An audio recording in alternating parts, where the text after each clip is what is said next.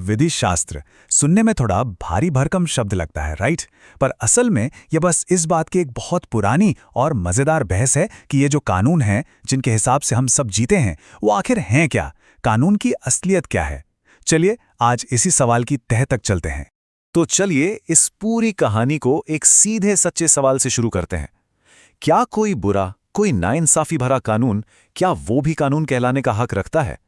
देखिए, यही वो एक सवाल है जिसने हजारों सालों से कानून की दुनिया में पूरी बहस छेड़ रखी है। तो यहाँ ना एक फंडामेंटल कॉन्फ्लिक्ट है, एक टकराव। क्या कानून सिर्फ पावर का गेम है? मतलब जो राजा ने बोल दिया, जो सरकार ने तय कर दिया, बस वही कानून है? या फिर किसी भी नियम को कानून कहलाने के लिए उसका नैतिक होना, उसका जस्ट होना भी जरूरी है? और इसी बहस में सबसे पहला जो बड़ा आइडिया सामने आता है वो है नेचुरल लॉ का, यानी प्राकृतिक कानून। ये विचारधारा मानती है कि भाई न्याय का एक ऐसा स्टैंडर्ड है, एक ऐसा पैमाना है जो किसी भी राजा या सरकार के बनाए नियमों से भी कहीं ऊपर है। जैसे रोमन दार्शनिक थे सिसरो, उनकी बात बड़ी दिलचस्प है। वो कहते थे कि कानून शब्द के अंदर ही ये बात छिपी है कि हमें सही और सच को चुनना है। मतलब अगर कोई नियम ही अन्यायपूर्ण है तो वो कानून की डेफिनेशन में ही फिट नहीं बैठता। तो सिसरो जैसे थिंकर्स के लिए दुष्ट और अन्यायपूर्ण कानून जैसी कोई चीज होती ही नहीं थी, वो कानून थे ही नहीं। उनके हिसाब से असली कानून तो कुदरत से आता है, नैतिकता से आता है। ये सिर्फ कागज का टुकड़ा नहीं बल्कि एक मॉरल प्रिंसिपल है। और ये सोच वक्त के साथ और डेवलप्ड हुई। बाद में आए सेंट थॉमस एक्विनास।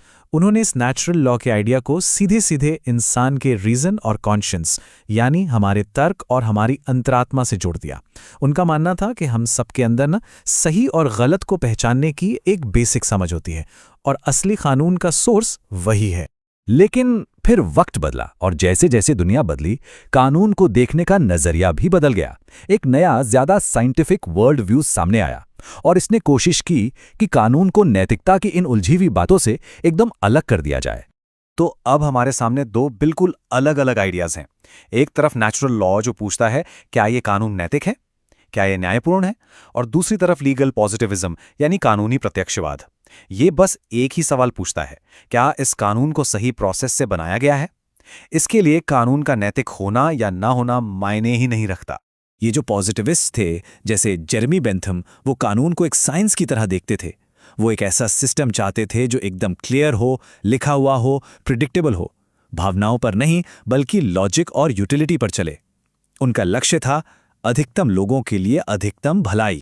अब इसी पॉजिटिविज्म में एक और बड़ा नाम है हैंस केल्सन। उनका एक कॉन्सेप्ट है ग्रंड नॉर्म या मूल मानक। सुनने में थोड़ा टेक्निकल लग सकता है पर इसे ऐसे समझिए, ये किसी भी लीगल सिस्टम का स्टार्टिंग पॉइंट है। वो एक सबसे बुनियादी नियम जिसे सब बस मान लेते हैं, जैसे किसी देश का संविधान। और केल्सन ने इसे समझाने के लिए एक पिरामिड का मॉडल दिया जो इसे बिल्कुल साफ कर देता है। देखिए, सबसे ऊपर टॉप पर है ग्रैंड नॉर्म और सारी लीगल पावर वहीं से नीचे की तरफ फ्लो करती है। पहले संसद के बनाए कानूनों में, फिर अदालतों के फैसलों में और फिर सरकारी नियमों तक। हर चीज उस एक टॉप पॉइंट से अपनी वैलिडिटी लेती है। ठीक है, तो अभी तक हमने देखा कि कानून या तो मोरालिटी पर बेस्ड हो सकता है या फिर एक बने बनाए सिस्टम पर। लेकिन एक तीसरा नजरिया भी था, एक ऐसा नजरिया जो कहता था कि कानून इन दोनों से नहीं बल्कि लोगों से, उनकी अपनी कल्चर से पैदा होता है। ये आइडिया आया हिस्टोरिकल स्कूल से और इसके एक बड़े थिंकर थे फ्रेडरिक सिविनी। उन्होंने एक जर्मन शब्द दिया, वोल्क्सगाइस्ट। इसका मतलब है लोगों की आत्मा या the spirit of the people. उनका मानना था कि कानून कहीं बाहर से नहीं आता, वो किसी भी देश के लोगों के रीति रिवाजों से, उनकी भाषा से, उनके इतिहास से ऑर्गेनिकली निकलता है।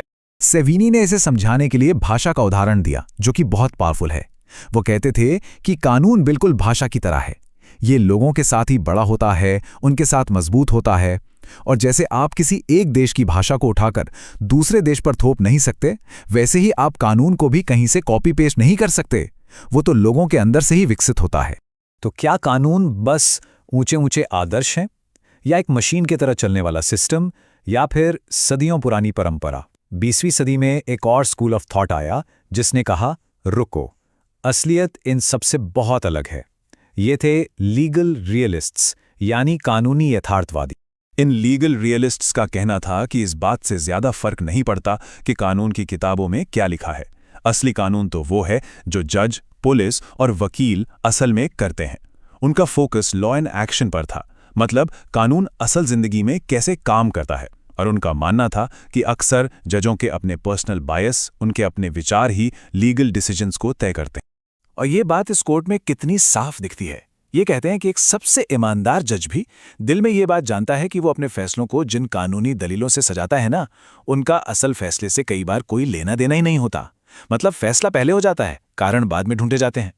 तो अब सवाल ये उठता है कि इन सारी फिलोसॉफिकल बहसों का हम सबकी जिंदगी से क्या मतलब है? मतलब है और बहुत बड़ा मतलब है। और इसे समझने के लिए भारतीय संविधान में अफर्मेटिव एक्शन यानी आरक्षण के जो प्रावधान हैं, उनसे बेहतर कोई उदाहरण नहीं हो सकता। अब सोचिए, एक जज के सामने ये आर्टिकल्स हैं, वो इनकी व्याख्या कैसे करेगा? अगर वो एक पॉजिटिविस्ट है तो शायद वो कानून के एक एक शब्द को पकड़ कर चलेगा। अगर वो नेचुरल लॉ में विश्वास रखता है तो शायद वो सामाजिक न्याय की बड़ी भावना को देखेगा। और अगर वो एक रियलिस्ट है तो वो ये देखेगा कि इन कानूनों का समाज पर एक्चुअल इफेक्ट क्या पड़ रहा है। देखिए, कानून वही है, लेकिन अलग अलग फिलॉसफी लाखों लोगों के लिए बिल्कुल अलग अलग नतीजे ला सकती है। तो घूम फिरकर हम वापस उसी एक सवाल पर आ जाते हैं जहां से हमने शुरू किया था। कानून के लिखे हुए शब्द और न्याय की भावना, इन दोनों के बीच का तनाव। एक जज की असली भूमिका क्या है?